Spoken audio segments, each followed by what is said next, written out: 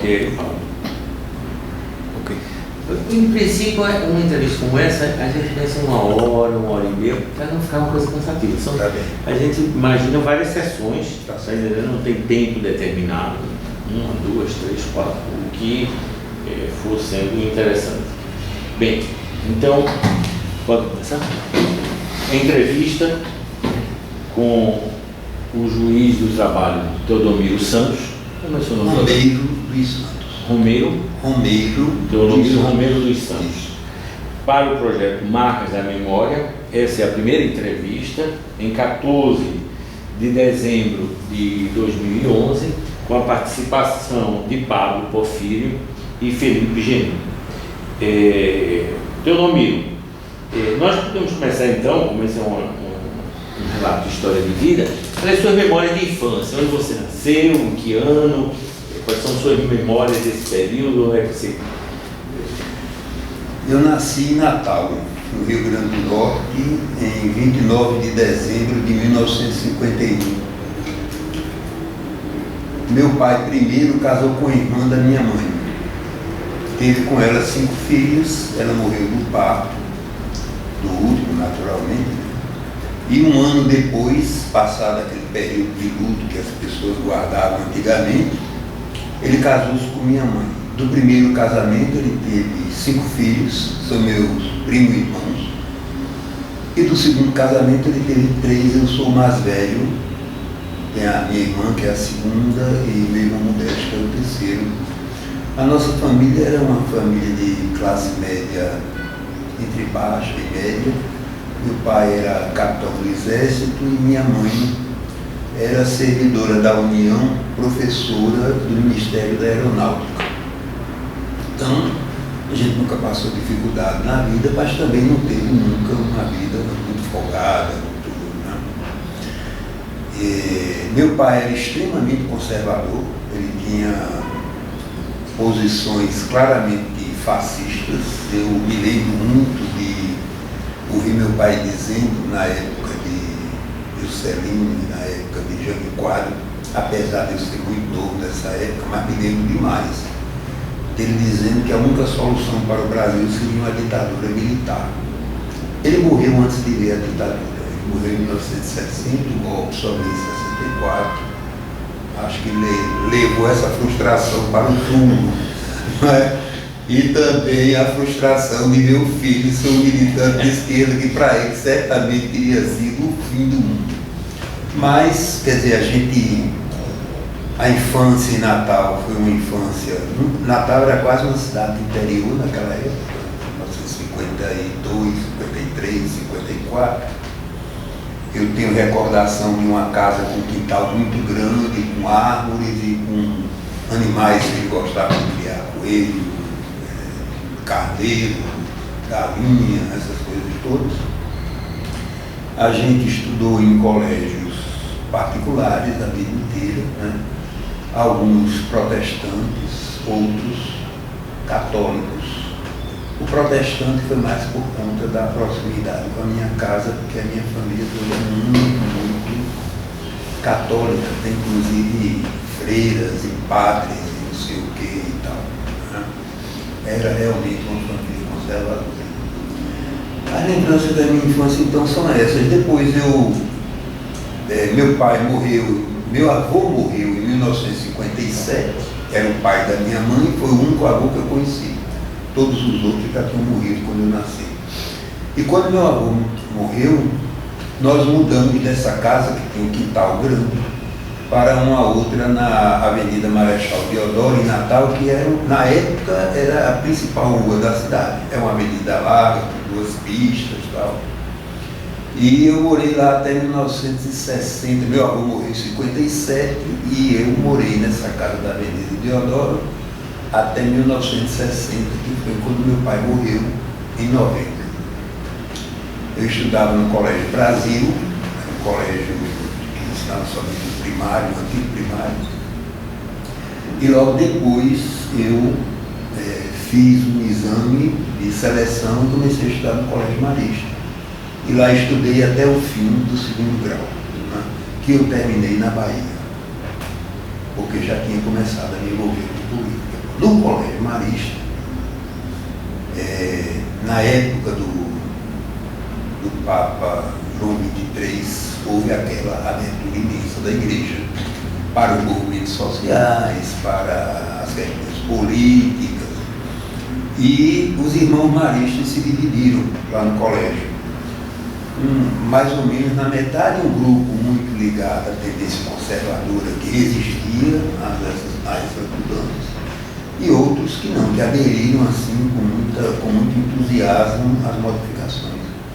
E aí nós começamos a participar do movimento assistencial da igreja, né? Montamos uma escola para os trabalhadores da fábrica Guararapes, que era uma confecção muito grande que tinha lá em Natal. Tinha um trabalho assistencial também na beira do rio Potengi, onde havia uma comunidade muito pobre. E nesse trabalho assistencial, inevitavelmente, a gente encontrou uns militantes de esquerda que também atuavam lá, embora por outros motivos, né? Então eu comecei a me aproximar do pessoal de esquerda, mas de uma forma ainda assim muito solta, muito sem vínculo efetivo. Na época, quem predominava lá era o Partido Comunista, né? Havia também alguns trotskistas, mas da POLOP, mas era basicamente o pessoal do Partido Comunista. E aí eu fui integrando ao movimento estudantil já com uma outra perspectiva. Já não era mais o trabalho assistencial da igreja. Isso aí em Natal? Em Natal, tudo isso em Natal, né? Até 1968, quando houve também em Natal, por incrível que possa parecer, um acesso ao movimento estudantil e agitações de rua e quebra-quebra, né? Vários estudantes universitários foram presos no Congresso de Biúna. Quando voltaram, ficaram presos lá em Natal, depois deram uma folga e soltaram.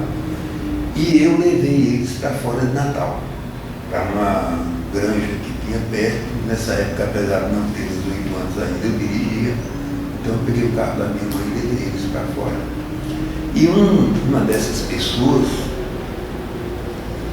que eu tirei de Natal se chamava José Gersinho Saraiva. E ele aderiu à repressão, né? E aí fiquei preocupado que quisesse me pegar, porque eu tinha tirado o pessoal do Natal. Então saí de lá, eu terminei o segundo ano científico e saí de Natal já com alguma vinculação com o pessoal de esquerda. Fui para a casa do meu irmão, que é militar do Exército, em Brasília. Como é que você soube que eles iam me procurar? Não, que ele tinha aderido a... Porque a gente tinha amigo. A gente era gente assim de classe média que tinha relação aí com o pessoal, os cabos e sargentos do Exército, que eram mais ou menos da idade da gente, né? Então a gente soube que ele tinha sido preso e também porque o pessoal viu ele sair e voltando para Natal. Então ficaram desconfiados disso, né? E aí então eu tinha terminado o segundo ano e vou embora, não vou ficar aqui porque eu não quero ser preso, né? Se bem que eu não tinha nenhuma certeza de se iria preso, e se eu fosse preso, eu ia passar um dia lá e depois eu ia me soltar e acabou. Porque eu não tinha nenhuma vinculação com nada, não tinha nenhuma responsabilidade, não tinha coisa nenhuma. Eu tinha 16 anos na época, ia completar 17. Aí fui para a casa do meu irmão em Brasília, passei 3 meses lá. Os irmãos maristas, que eram da ala progressista da igreja, 2 deles tinham sido presos. Era Raimundo Acanjo, que chamava irmão Francisco, e Alberto Emmanuel. Então os 2 ficaram presos lá nos 16 aí em Natal. E depois de uns 2 meses eles foram soltos. E Alberto, todos 2 foram para a Bahia, foram transferidos, a ordem transferiu, a congregação transferiu eles para a Bahia. E aí Emmanuel foi até Brasília e me convidou para terminar o científico lá no Colégio Marista da Bahia, interno. E eu fui, porque me convinha, porque era tranquilo, porque eu ia ter despesa nenhuma, seria gratuito, e acabei indo para lá. E cursei o 3º ano científico em Brasília. em 1900... Em Brasília ou na Bahia? Na Bahia, em Salvador. Certo. Né?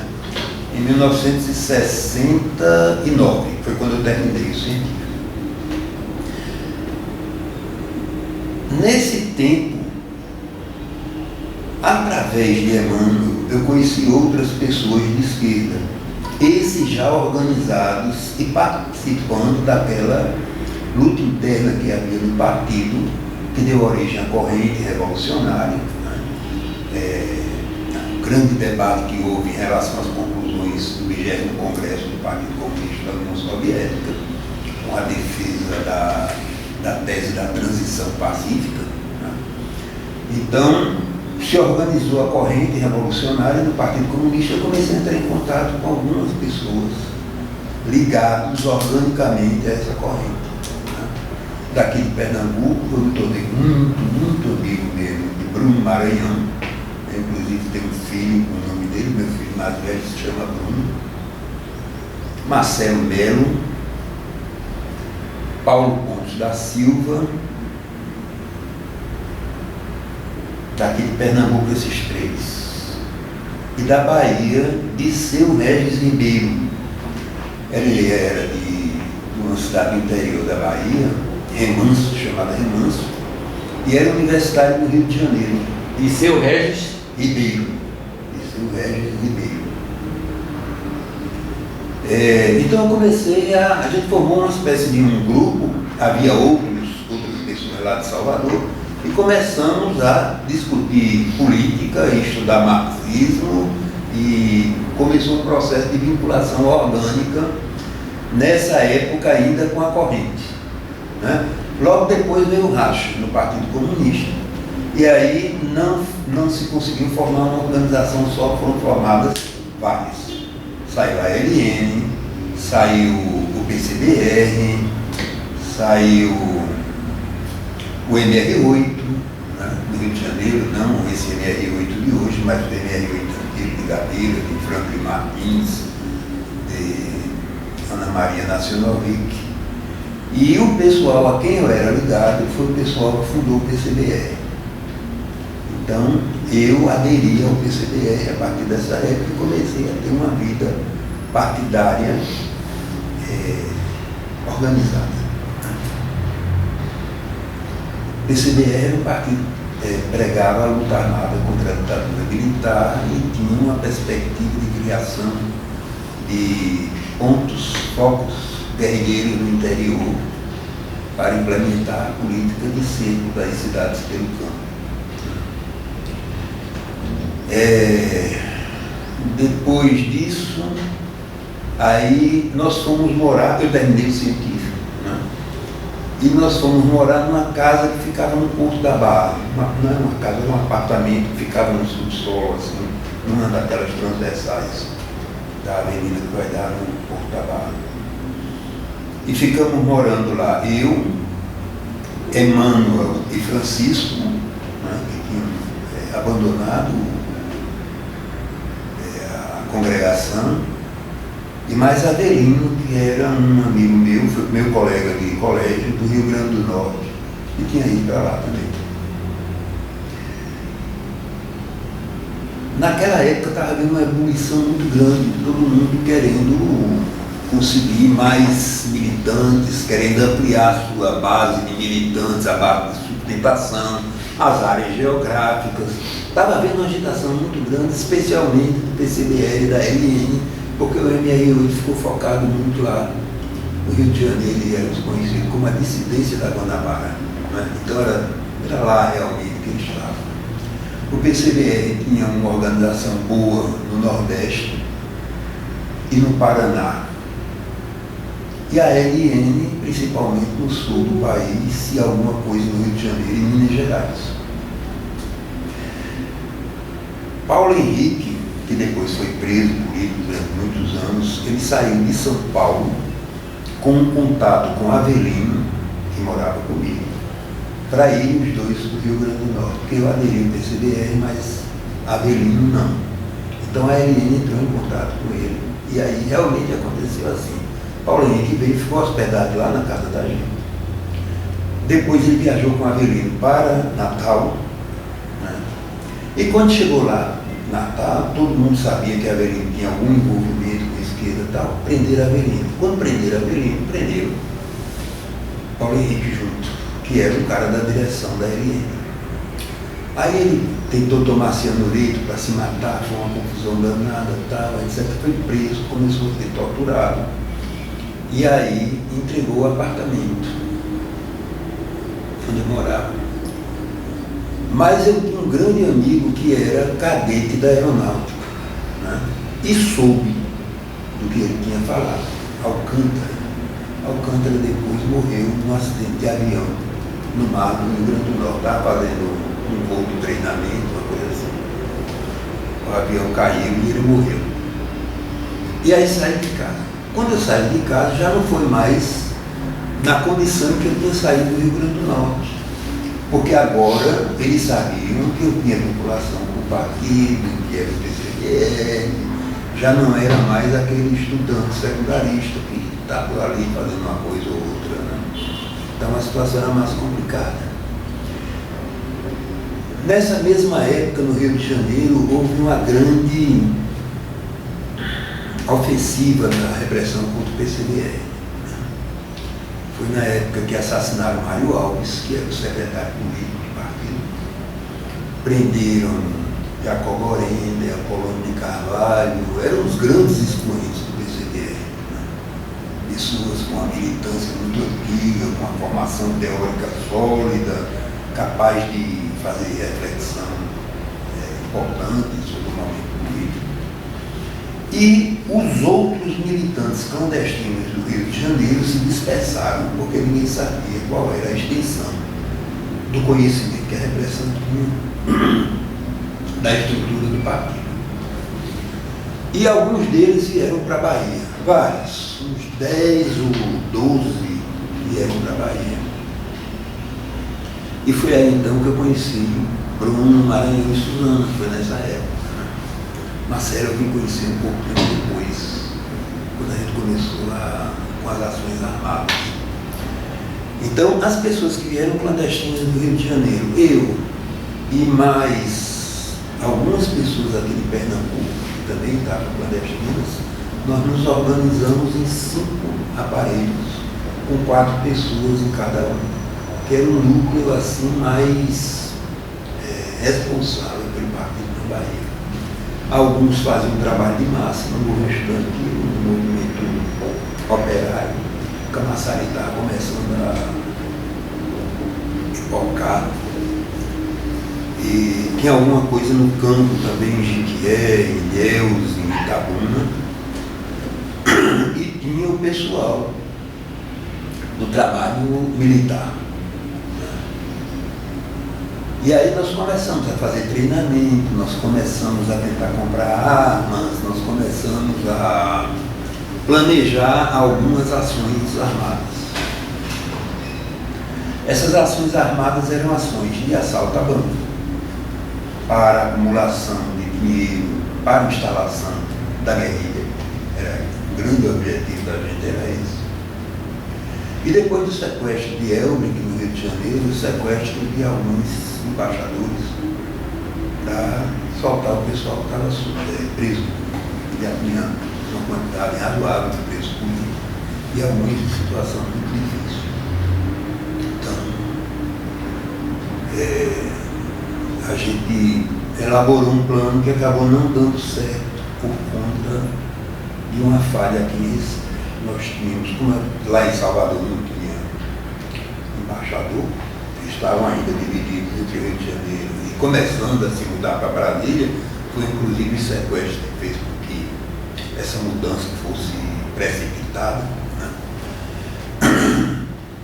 O partido imaginou um sequestro triplo de cônsules americanos, um em Recife, um em Salvador e um em Porto Alegre.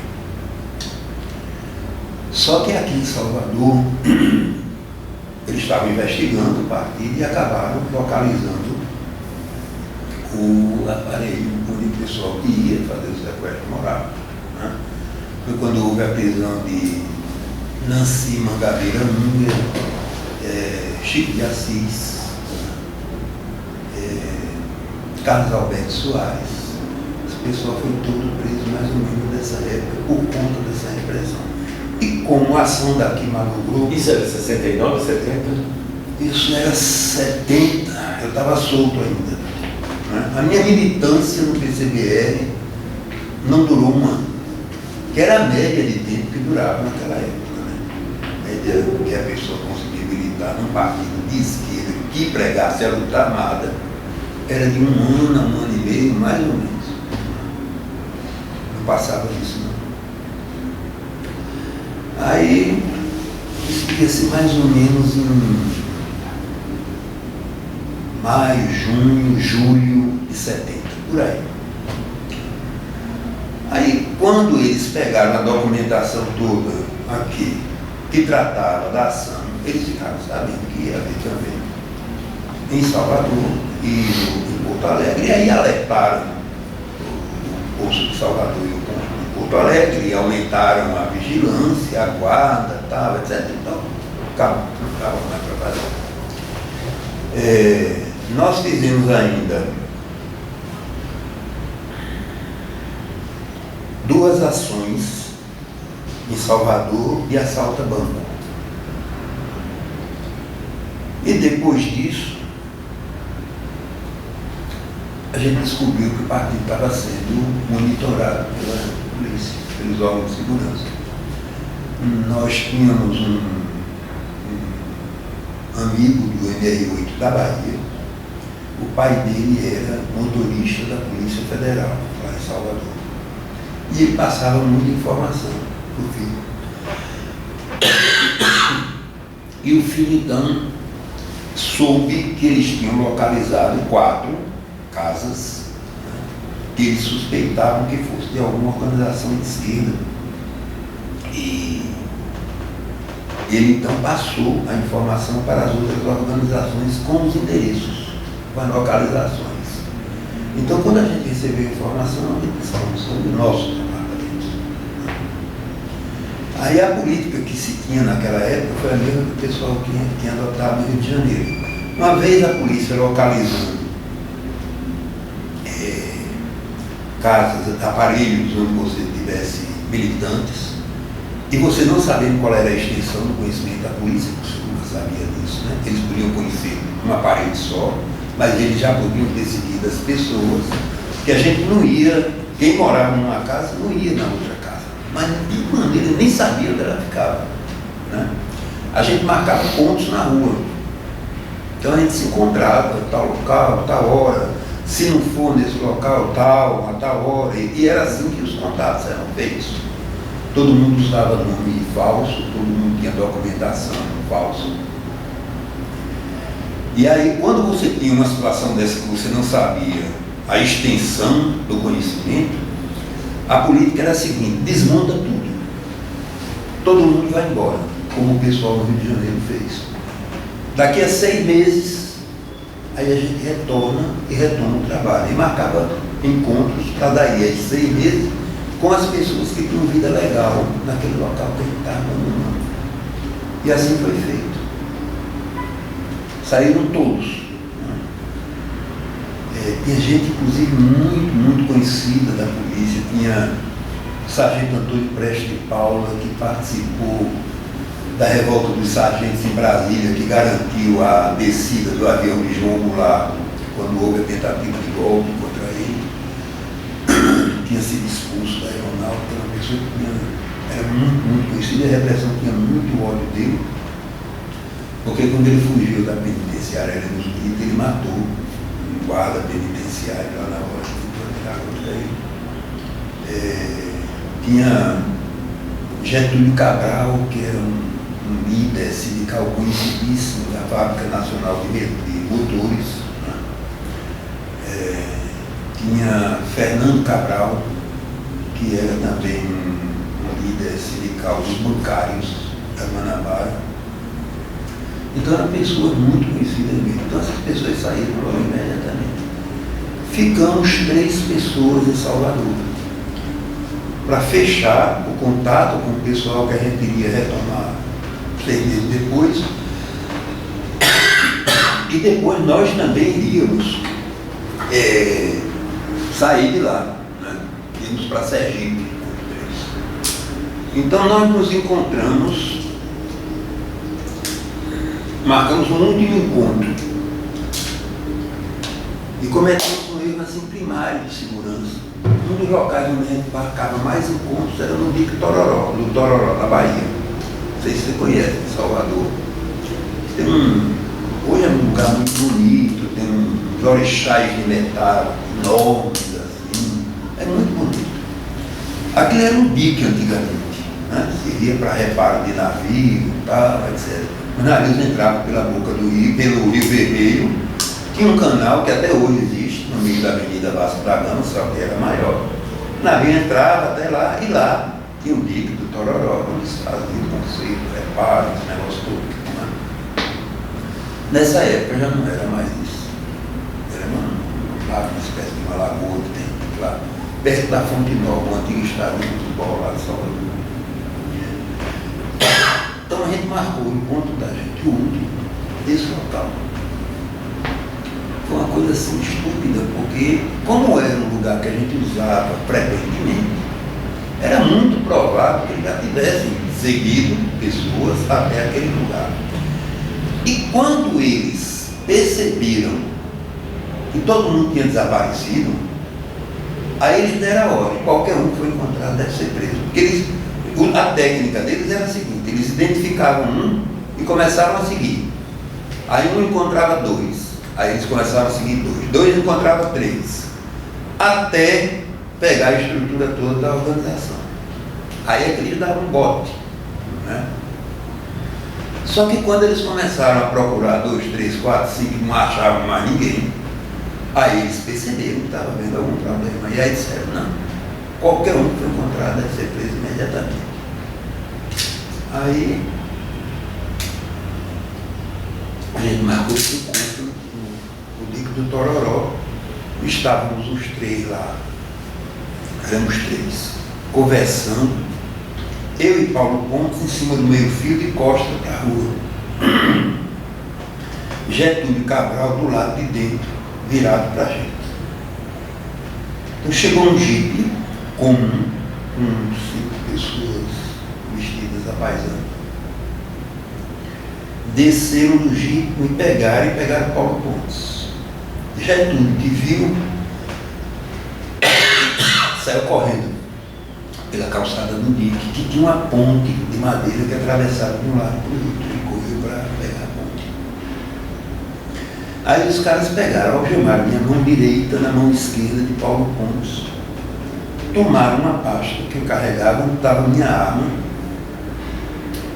e um saco de roupa suja que Paulo Pontes estava levando você para lá. Me colocaram, eu do lado esquerdo do jipe e Paulo Pontes do lado direito no banco de trás. E sentaram-se 3 na frente. O quarto ficou do lado de fora. E aí começou a trocar tiros com Getúlio. Nessa altura, Getúlio tinha chegado na ponte. Aí os caras disseram assim, corre que é pra gente pegar ele atravessando a ponte. Aí saíram no jipe. Quando saíram no jipe, o sujeito estava com a minha pasta, devolveu para mim. Entregou a pasta. Aí eu botei ela aqui do lado, abri, puxei o revólver. Foi na hora que eles pararam para pegar a Getúlio, eu comecei a tirar. O primeiro que eu acertei estava descendo, esse foi o que eu matei. O segundo viu o barulho e fez isso assim, aí a bala passou por aqui. O terceiro eu acertei 2 balas nele, mas eu atirei a queima-roupa. E as balas pegaram no omoplata e somente feriram a pele dele. Que a bala só pega impacto quando cumpre uma determinada trajetória, senão ela não tem força. Bom, aí Getúlio escapou. 2 anos depois, isso foi em outubro, 27 de outubro de 1970. E Getúlio foi preso depois em 1972 e foi assassinado. Torturado e assassinado. Aí, ele foi preso aonde? No Rio de Janeiro. Foi um massacre que houve. Getúlio Cabral Fernando Sandália, Fernando Augusto da Fonseca, que foi preso em Recife, foi levado para o Rio e assassinado lá. Maria de Lourdes Vanderlei Pontes, que era pernambucana e era mulher de Paulo Pontes. Valdir Salles Saboia, que era carioca. José Silton Pinheiro, que era natalense, foi meu colega da vida inteira, a gente era amigo de infância, pequenininho. E mais um sexto, que ninguém sabe o nome dele, não foi identificado pelo nome. Aí, bom, mas isso foram 2 anos mais para frente, né? Eu fui pego, aí um cara que tinha ligado a cabeça, assim, pegou a arma dele, tomou a minha. Eu era magérrimo naquela época, não tinha força física para peitar um cara daquele tamanho. Então ele tomou minha arma e começou a me dar coronhada na cabeça. E aí, corte na cabeça, sangra demais, né? Por menor que seja, sendo grande é que sangra mesmo. Aí eu fiquei com a cara toda coberta de sangue e não conseguia mais enxergar coisa nenhuma. Paulo Pontes não teve reação nenhuma, ficou parado, quieto. E aí nós fomos levados para a sede da Polícia Federal, que naquela época ficava ali perto do Mercado Modelo, na Ribeira, né? Na parte baixa de Salvador. Aí nós fomos colocados numa cela e começaram a espancar a gente com cacetete, com colônia de fuzil e tal. Até que eu apaguei. Quando eu recobrei os sentidos, tinha um enfermeiro dos Fuzileiros Navais, porque eles estavam preocupados com a perda de sangue. E não se eu morresse, não era essa a preocupação dele, né? O problema era eu morrer antes de entregar o que sabia. Aí mandaram chamar o fuzileiro naval. Ele veio, enfermeiro, aí cortou meu cabelo e tal. Olhou, disse, não, os experimentos são todos superficiais, eles só botaram um curativo de pressão aqui, não sei o que e tal. Não tem perigo dele morrer agora não. Pegou um vidro de éter e jogou em cima da minha cabeça. Rapaz, o olho, o que dói é o olho, não dói mais nada. Você fica meio sufocado assim. Mas o olho arde, que parece que está incendiando, é um horror, né? Aí saíram, eles me separaram de Paulo Pontes e me levaram para o primeiro andar e me colocaram no pau de arara. E começaram a me dar choque com o telefone de campanha. E eu tinha sido preso com documentação falsa. E eu prestei meu depoimento todo como se fosse aquele cidadão ali, Paulo César, o nome dele, Regis. E perguntavam onde eu morava, eu disse que tinha chegado de viagem naquele dia, que eu morava no interior de Alagoas, estava com história de tabacudas de pé de cabeça. Mas isso era uma técnica para você permitir que o pessoal que não tivesse sido preso ainda fugisse, né? Pessoal, se você não aparecesse em 24 horas, tinha que considerar que você foi preso. Então eu passei 24 horas nessa conversa. Mas depois, eles descobriram que eu tinha morado na casa de Alberto Emmanuel. E a partir daí fizeram o levantamento do meu nome natal. Aí no dia seguinte, quando eles recomeçaram a tortura, porque esse negócio de tortura é uma coisa complicada. Você fica trancado num lugar onde você não vê muito bem se é dia ou se é noite. Você desmaia frequentemente. Então você perde a noção de tempo. Você não tem para dizer assim, não, passei 1 hora desacordado, 2 horas. Eu não tenho condição de fazer isso. Eu sei que eu perdi sentido diversas vezes, isso aí eu sei. Mas por quanto tempo, se foi coisa de minutos, se foi coisa de horas, não sei de forma nenhuma. E sei também que a gente passou 2 dias lá na carcerária da Polícia Federal. Aí a gente foi transferido para o Forte do Barbalho, porque a Polícia Federal não era um centro de tortura. A Polícia Federal, a gente foi torturado ali porque os caras estavam loucos, estavam com ódio, porque eu tinha matado o cara, eles estavam querendo pegar o resto do povo, tinha desaparecido. Aí fomos transferidos para o Forte do Barbalho, que era um dos principais centros de tortura de Salvador. Tinha outros 2 lá, que era o quartel dos fuzileiros navais e o comando aéreo da aeronáutica. Esses 3 eram os principais centros de tortura de Salvador. E lá no Forte do Barbalho, o principal torturador era o comandante da polícia do Exército. Porque lá no Forte do Barbalho tinham 2 companhias. A companhia de polícia do Exército e a companhia de guardas. Eram 2 diferentes, cada um comandante, etc. E Emetério Chaves Filho, esse era capitão, era o comandante da PR, da Polícia do Exército. E ele era o principal responsável pelas torturas, juntamente com Luiz Arthur de Carvalho. A diferença é que Luiz Arthur de Carvalho, que era o coronel superintendente da Polícia Federal da Bahia de Sergipe, era o cara que não gostava de torturar, ele gostava de organizar as coisas, organizar ordens, tal, etc. E Emetério Chaves Filho era executor, era executivo, era o cara que executava a coisa, junto com os tenentes lá e o Major Biano. Aí pronto, nós começamos a ser torturados de forma mais sistemática. Pau de arara, choque, afogamento,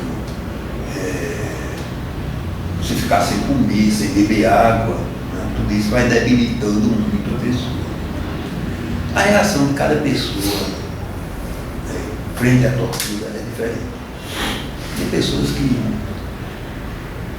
sofrem mais com um tipo de tortura, outras de outro, tá? No meu caso, a situação que mais me aterrorizava era quando eles me vendavam os olhos e me amarravam as mãos para trás e me deixavam na cela.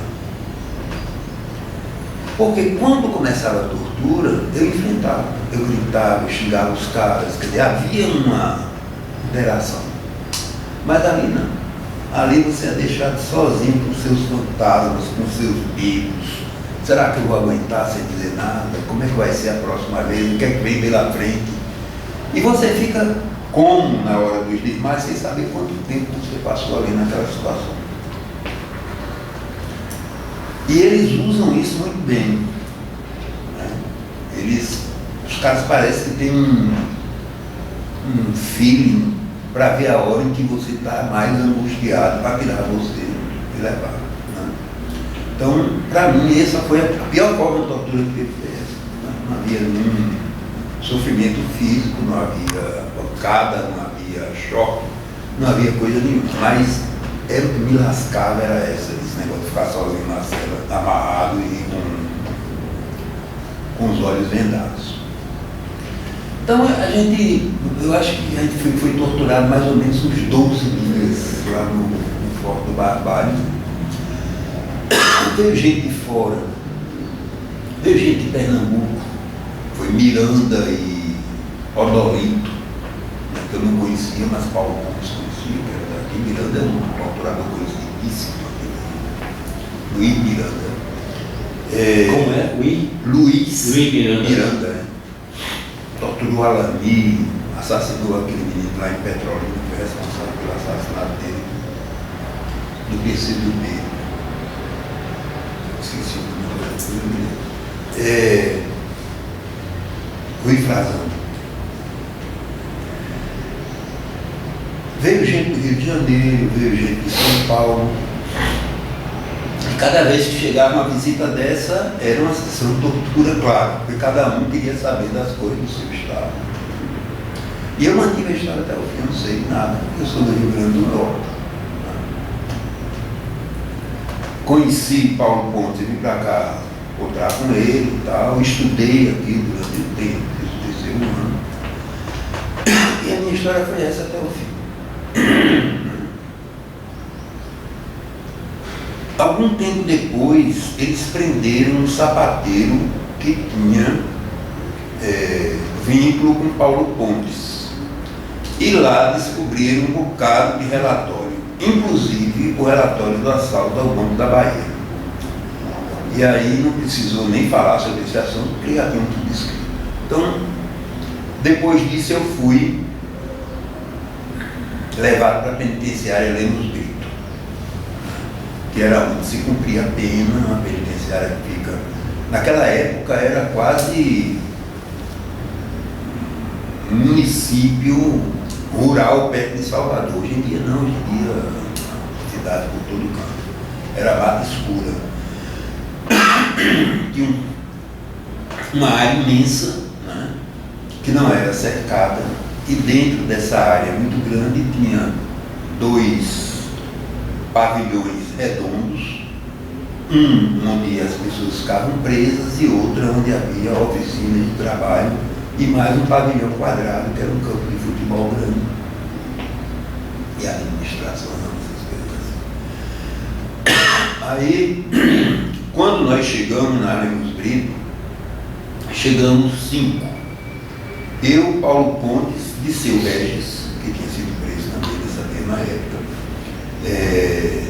o Wellington, que esse era um mecânico, de vez em quando prestava serviço, consertava carros, essas coisas assim, por partido, não tinha envolvimento nenhum, e Emiliano José, que hoje é deputado federal. Emiliano José não era do PCBR, ele era da P, mas ele foi preso mais ou menos na mesma época e foi torturado de uma forma estúpida. A primeira vez que eu vi Emiliano, eu pensei que ele estava morto, porque ele estava numa maca, vinham 2 soldados carregando, ele estava todo roxo, desacordado, sangrava por aqui. E aí os caras vinham comigo e aí tiraram a minha venda e jogaram assim, na cabeça em cima dele. Sabe quem é esse? Eu digo, não. E realmente não sabia, não conhecia. Eu perguntei, ele está morto. Aí os caras, tá morto, o quê? Tá maluco? Não sei o quê, tá não, tá vivo. Então chegamos 5 na penitenciária. Lá na penitenciária já havia 10 presos políticos, os primeiros presos políticos da Bahia. Um pessoal da Vá Palmares, Sarno, Rui, Getúlio e Nemésio. 2 do MR8 e um pessoal do PCBR de Jequié que tinha sido preso antes da gente e tal. No total eram 10. Com a gente somamos 15. E os presos políticos lá, como eu disse, era um pavilhão redondo, né? Feito um estádio de futebol com um térreo e mais 2 pisos. Cada anel desse dividido no meio, formando uma galeria. Então você tinha da galeria A à galeria F. Para a gente foi reservada a galeria F, que tinha 20 celas. A gente passou um tempo muito difícil lá na penitenciária, porque o regime dos presos políticos ele se modifica em função da maior ou menor dureza do governo militar. Na época de Médici, no inferno ali dos presos políticos, né? Na época de Geisel, começou a melhorar. Houve bastante melhora na época de Geisel, né? E quando chegou a época de Figueiredo, que começou aquela história de anistia, de extensão, de não sei o que e tal, aí realmente melhorou bastante. Mas no início era muito difícil. A gente passava o dia todo trancado, era um preso por cela. A gente não podia ter acesso a nenhum meio de comunicação, nem jornal, nem revista, nem televisão, nem rádio, nem coisa nenhuma. A gente tinha 2 banhos de sol por semana, de 2 horas cada um, e visita apenas para aqueles que tivessem parentes que eram obrigados a ir no QG da 4ª região. a sexta região, para pedir autorização, e os caras deixavam as velhas e mulheres e tal, de 7 da manhã até 5 da tarde, esperando para receber autorização para ir pedir visita na penitenciária. E quem não tinha parente por lá não recebia visita nunca. Bom, nesse período, eu fui primeiro condenado à pena de morte. Uns 4 meses ou 5 depois que eu fui preso em Salvador. Aí depois houve uma apelação, aí foi uma estupidez muito grande que cometeram, né? Porque, primeiro, eu tinha sido preso muito novo, eu tinha sido preso com 18 anos, só completei 19 depois da minha prisão. Segundo, eu não era nenhuma pessoa assim que tivesse uma expressão política muito grande, minha mesmo, né? Eu era militante como outro qualquer. Né? Terceiro, tinha bons antecedentes, tinha sido uma pessoa que tinha estudado, tinha terminado meu curso e tal. Então, do ponto de vista jurídico formal, não havia por que me atribuir a pena máxima se havia uma pena mínima, que era a prisão perpétua. Mas os militares da Bahia, e naquela época tinha uma circunstância muito interessante, né?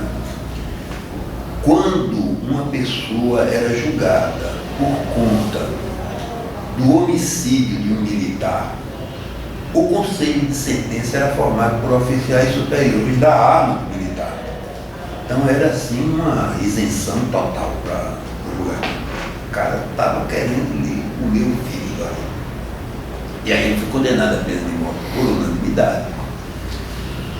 A advogada recorreu para o STM e aí começou uma grande campanha nacional. Foi a primeira grande campanha, realmente, contra a ditadura depois do AI-5. Aí houve manifestação da igreja. Que ano foi a sua condenação?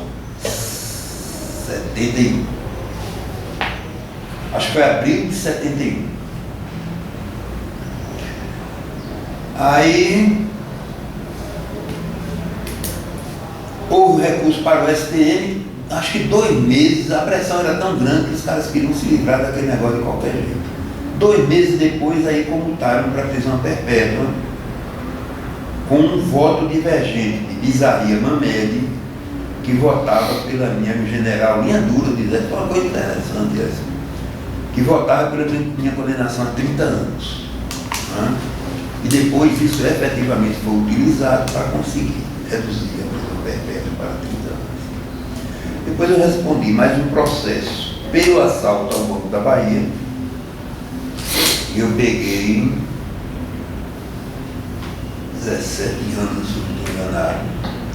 E o terceiro e último, porque eu era militante do PCDR. E aí eu fui condenado a 5 anos, que era a pena máxima. E essa ficou. Então, depois a pena de 17 foi reduzida para 15 e a pena de 5 foi reduzida para 2. E eu acabei ficando condenado a 47 anos de prisão no total.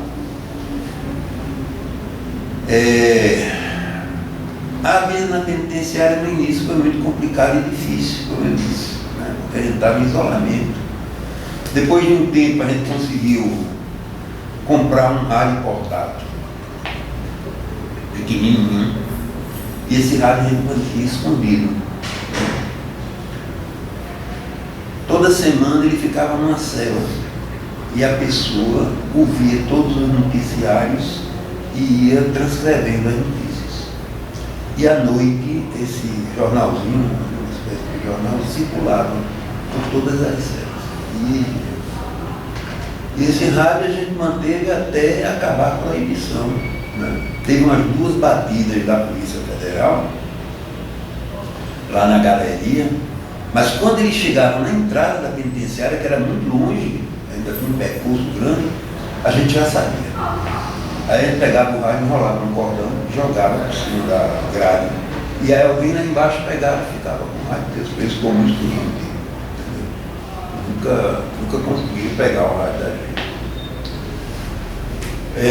Depois, com o tempo, aí a gente começou a receber visita, aí foi estabelecida, já era... Quantos anos? Chegou a ser anos que vocês passaram nesse sistema assim, de reclusão tão... 3 anos. Alguém chegou a enlouquecer? Wesley. Quer dizer, do ponto de vista médico, me parece que ele já tinha alguma propensão para isso. Mas foi lá na penitenciária que eclodiu a esquizofrenia dele. E ele ficou completamente louco total, de ser internado no manicômio judiciário, de querer sair voando da galeria, a gente tem que ficar segurando ele, uma coisa realmente complicada. Além, evidentemente, dos comportamentos assim, aqueles comportamentos meio fronteiriços, que o cara é assim, meio maluco, mas ele consegue disfarçar bem, né? E isso aconteceu. O Wesley está louco até hoje. Vanderlan, um outro também, lá de... esse era baiano, todos os dois eram baianos. Ficou também com um problema mental grave, ele não consegue, né? E tem os outros que eram assim, como eu estou dizendo, fronteiriços, Ciro e tal. O Wesley uma vez, inclusive, tentou me estrangular. Ele era muito meu amigo, gostava muito. A gente se dava muito bem e tal. Quando ele estava na fase serena, estável, né? Ele escrevia poesia muito bonita, levava para ler para mim e tal. E um dia, eu estava numa cela e ele estava na cela vizinha. A lâmpada dele queimou. Né? Aí ele veio na minha cela e disse, monstro, ele me chamava de monstro. Eu não estou conseguindo escrever minhas poesias porque a lâmpada da minha cela queimou. Eu digo, não tem problema. Eu tiro a minha e volto na sua cela. Eu lhe dou a minha. Amanhã eu resolvo, vejo com alguém e tal. Aí levantei a mão e comecei a desfarrachar a lâmpada. Quando eu estava nisso, ele veio com a mão e... Aí eu fiquei, sem querer, ter uma reação violenta contra ele. Estava com uma ajoelhada no baixo ventre ou alguma coisa assim. Aí, na hora me veio assim, essa inspiração. Eu baixei a lâmpada e digo, Wesley, tome cuidado, senão você vai quebrar a sua lâmpada, não vai poder escrever as poesias. Aí diz, é mesmo, aí pronto. Saí, fui embora na frente, eu fui atrás para botar a lâmpada dele, mas essas coisas aconteciam assim de vez em quando, entendeu? E não era o mais perigoso, porque se ele tivesse tentado me estrangular ali, eu tinha dado um grito e tinha corrido todo mundo para me atender. Perigoso é quando ele chegava no corrimão e começava a dizer que achava que se pulasse ia conseguir pular. Isso era uma coisa perigosa, né? E aí você não podia estar de olho no cara o tempo todo. Mas enfim, quando ele estava nessas crises, ele era dopado, era medicado e era levado para o manicômio judiciário. Quando voltava todo disforme, gordo, cabelo enorme, entendeu? Porque eu acho que esses medicamentos, né, engordam a pessoa. Ficava amarelo, eu acho que ele não saía da cela também. Aí toda vez ele chegava, a gente cortava cabelo, mandava tomar banho, botava para fazer aquele XBX que a gente fazia muito, aquela ginástica do exército canadense. Aí com 3, 4 meses o cara estava numa forma física. Aí daqui a pouco tinha outra crise. A última crise dele foi quando ele foi para a auditoria e achava que ia ser absolvido. Eu digo, você não vai ser absolvido, não tem essa ilusão. Você cumpriu 4 anos de prisão. Você vai ser condenado a esses 4 anos, mas você vai ser solto, é a mesma coisa. Não, eu vou ser absolvido. Porque Ronilda, que era advogada, disse que eu vou ser absolvido. Rapaz, você não vai. Aí foi para a auditoria, chegou lá, aconteceu exatamente o que eu tinha dito. Ele foi condenado a 4 anos e aí ele soltou. Levaram ele para o manicômio e ele foi solto do manicômio. O alvará foi cumprido no manicômio. Então, depois desse tempo, a comida também era uma desgraça. Esses 3 anos, a comida da gente, todo santo dia, era um prato de ágata, um pouquinho fundo assim. Aí vinha feijão, em cima arroz, farinha cobrindo tudo e um pedaço de carne seca, que lá eles chamam de jarraca. que às vezes vinha na casa. Então isso era todo dia, todo dia. Não tinha domingo, não tinha nada, invariavelmente. Durante 3 anos a gente comeu isso.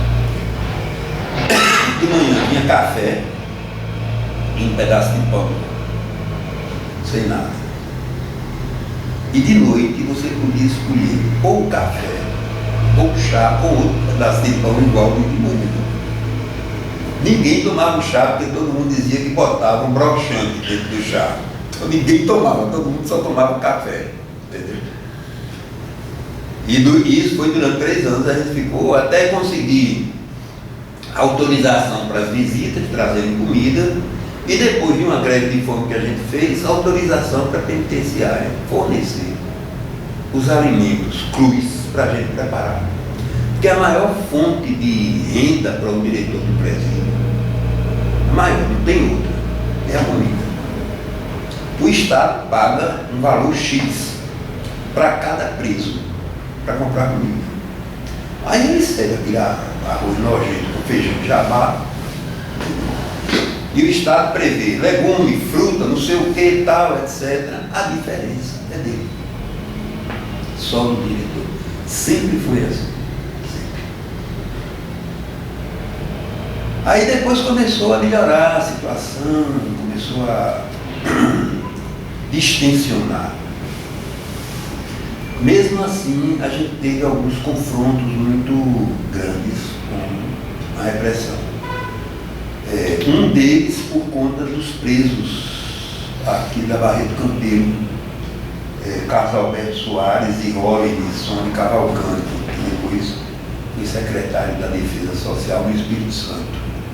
Eles dois tinham sido condenados à pena de morte e depois à prisão perpétua, e eles dois estavam isolados aqui na Barreto Campeiro.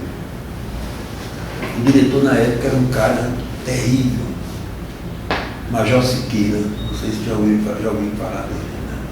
Esse cara matava preso comum jogando em cima da cerca eletrificada do presídio e dizia que eles tinham tentado morrer.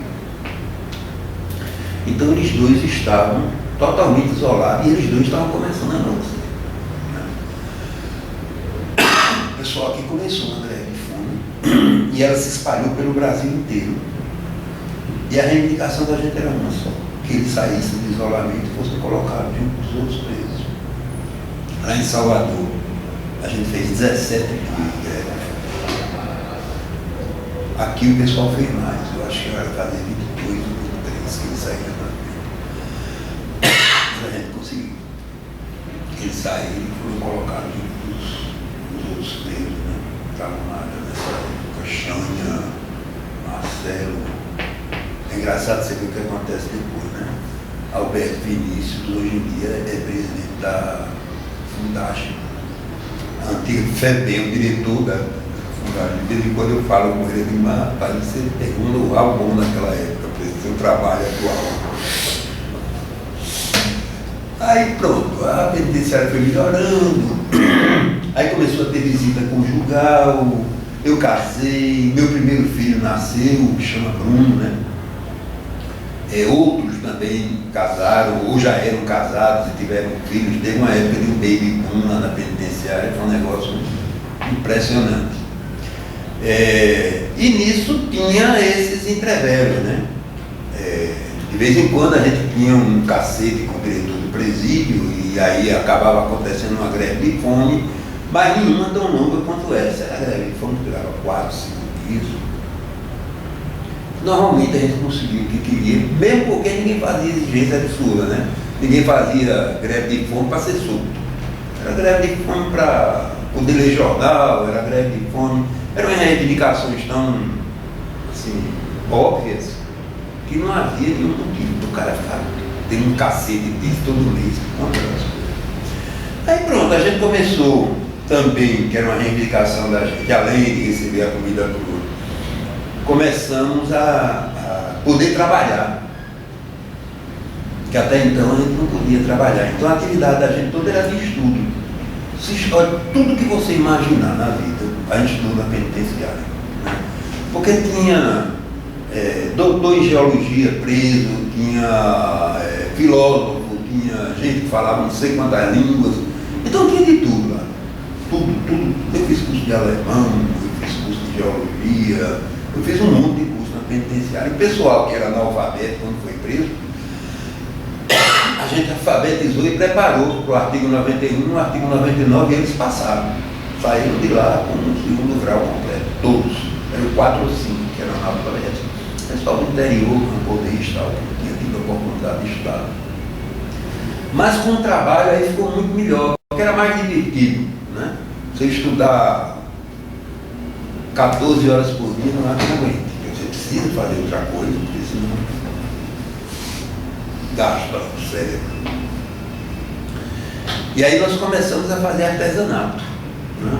A gente fazia artesanato de couro e, na verdade, não era mais nem artesanato, já era uma espécie de uma manufatura, porque a gente tinha máquinas que eram lá da penitenciária e estavam encortadas e a gente conseguiu que eles prestassem para a gente lá, para a gente recuperar e trabalhar com elas. Tinha manufatura de pano também, muita miçanga que os baianos gostam muito de usar, aqueles colares coloridos e tal, etc. E ao mesmo tempo em que a gente ocupava o tempo, a gente conseguiu que a produção era coletiva e a apropriação do lucro coletivo também. E ela tinha uma destinação que era ajudar o pessoal de renda mais baixa que não conseguia, a família não conseguia sobreviver adequadamente fora. Então, basicamente, a atividade da gente era para ajudar essas pessoas. As visitas também melhoraram bastante, porque aí a gente começou a poder todo mundo descer para ir para a visita,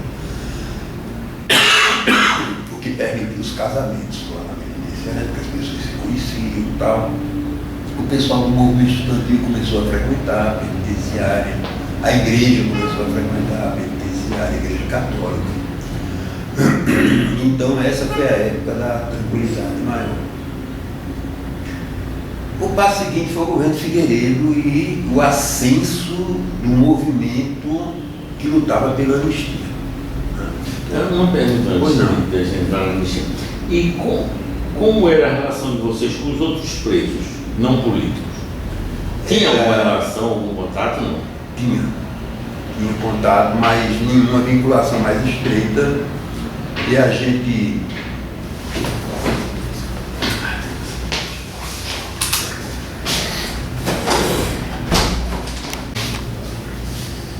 está me querendo. Ele estava perguntando sobre a relação com os presos. Sim, com os presos. Então, veja, eles tinham uma relação de respeito muito grande. A gente tinha uma relação, vamos dizer assim, cordial. A gente tratava todo mundo muito bem. A gente sempre deixou claro para eles que a gente estava lá por um motivo diferente. E se viesse uma anistia, a gente seria solto. E eles continuariam presos. Se houvesse uma revolução no país, se a gente tomasse o poder, provavelmente eles continuariam presos. Então, que nossas situações eram muito diferentes.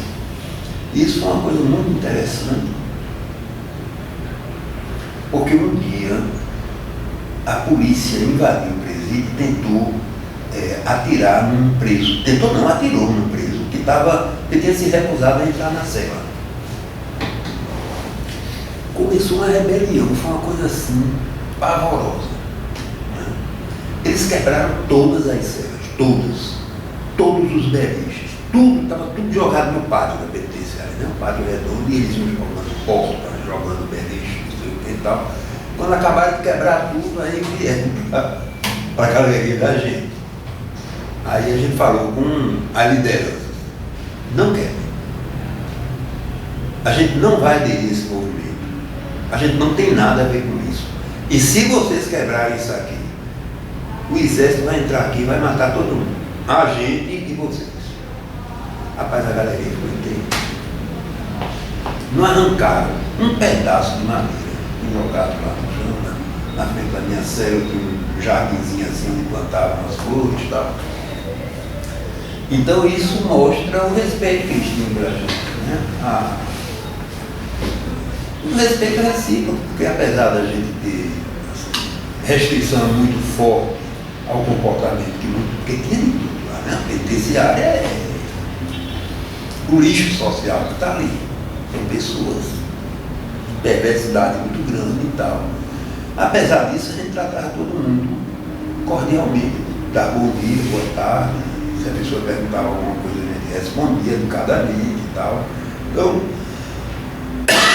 o comportamento da gente eu acho que foi muito correto nesse aspecto, porque se eles tivessem querido quebrar, eles teriam destruído tudo, jogado até a gente lá para baixo, porque eles eram 300, 400 e nós éramos talvez 18 ou 20 na época. Então o relacionamento com eles foi desse tipo. E algumas vezes, quando houve tortura de preso comum na penitenciária, a gente auxiliou a saída de denúncias, né, da penitenciária para ser publicado na imprensa.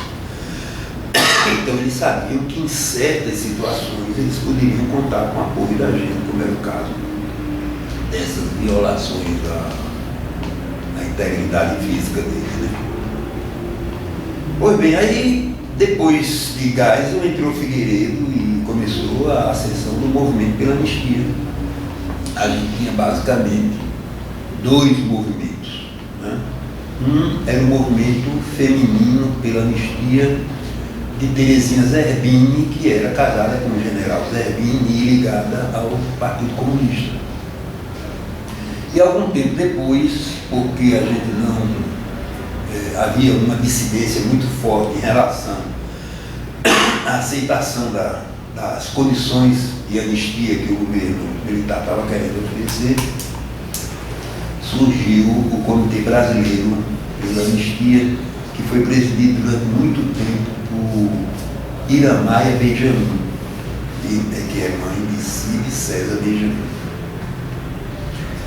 O Comitê Brasileiro pela Anistia, ele aceitava a anistia parcial que o governo queria oferecer, excluindo quem tivesse participado da luta armada, ou, como o governo dizia, participado de crimes de sangue. O argumento deles é que se essa anistia fosse concedida, e parecia fácil obtê-la, porque o governo estava disposto a fazer isso, seria mais fácil depois ampliar os efeitos da anistia e tirar o restante das pessoas. A outra tendência do Comitê Brasileiro pela Anistia era não.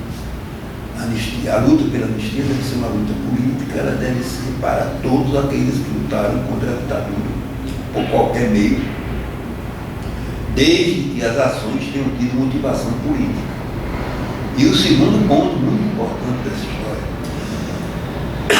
o Comitê Brasileiro pela Anistia aceitava que ela fosse recíproca. E o movimento feminino pela anistia aceitava que ela fosse recíproca. E o Comitê Brasileiro pela Anistia sempre recusou essa possibilidade, né? E a discussão está, né? A história vai dando volta, a discussão está aí de novo, porque a gente não conseguiu enfrentar essa questão adequadamente naquela época, né? Em 79, há 31 anos. O fato concreto é o seguinte: a existência de presos políticos tinha se tornado um estorvo para o governo. E apesar dele estar sendo pressionado pelos setores mais extremados da direita para não conceder anistia para quem tinha participado da luta armada, o governo queria se livrar dos presos políticos. Então o que é que ele fez? Antes da anistia, ele promoveu um negócio que se chamou readequação das penas da Lei de Segurança Nacional. O que foi isso? Foi o seguinte, no meu caso, meu exemplo, né? O primeiro tipo penal em que eu fui em curso tinha a seguinte capitulação: exercer violência por motivo de facciosismo político. Isso era o caput lá, acho que era 33, 31, me lembro mais. Se da violência resultar lesão corporal leve, de tanto a tanto. Se resultar lesão corporal de natureza grave ou incapacitação, de tanto a tanto. Se resultar morte, prisão perpétua mínima, pena de morte a máxima. Pronto. Aí o que é que o governo fez? O governo fez o seguinte: manteve tudo do jeito que estava. O cabo pelo meio, exercer violência, como digo. Se da violência resultar morte, pena máxima 12 anos, pena mínima 8 anos. Ele fez isso com todos os artigos da Lei de Segurança Nacional. Todos. Né? Então a minha pena, que era de 47 anos, todas as penas juntas, ela foi reduzida para 13 anos, 6 meses e alguma coisa. Todos os presos do Brasil seriam soltos com essa readequação. Todos deveriam ficar presos. Aí veio a anistia. Não, antes da anistia, eu entrei com um pedido de liberdade condicional. Eu já tinha cumprido 9 anos de prisão, quase 9 anos. Né? Eu tinha sido preso com menos de 21, tudo isso eram circunstâncias atenuantes no Código do Processo Penal Militar. Eu tinha sido preso com menos de 21 anos, eu não tinha antecedentes criminais, eu tinha todos os motivos para sair, já tinha cumprido mais de 2/3 da minha pena, quando a lei exigia que eu cumprisse só 1/3, porque tinha sido preso com menos de 21. Aí eu entrei no pedido de liberdade condicional. Aí o processo de liberdade condicional é o seguinte: primeiro, as pessoas que estão envolvidas diretamente com você opinam. O diretor do presídio, chefe da segurança, psiquiatra, psicólogo. Você precisa de propostas de emprego, você precisa ter cartas de recomendação. E por último, aí faz uma espécie de um processinho pequeno. Vai para o Conselho Penitenciário, que lá na Bahia foi muda de estado para estado, mas na Bahia, na época, era constituído por 7 membros. Mas com uma particularidade: no caso dos presos comuns, a opinião do Conselho Penitenciário era decisória.